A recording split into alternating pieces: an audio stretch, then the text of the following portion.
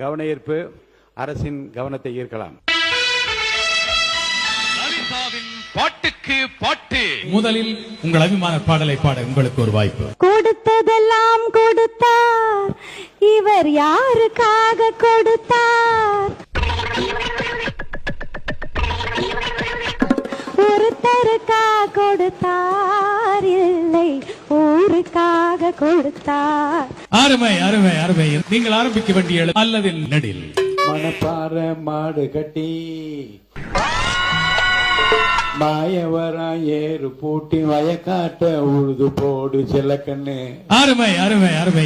வரக்காத பழைய பாடல்களை நினைவூட்டி பாடுகின்றார். இந்த எழுத்திலே மணி ஒலித்திருக்கிறது. 2 எழுத்துக்களில் வாய்ப்பு. கருணை இருந்தால் வள்ளலாகலாம், கடமை இருந்தால் வீரனாகலாம்.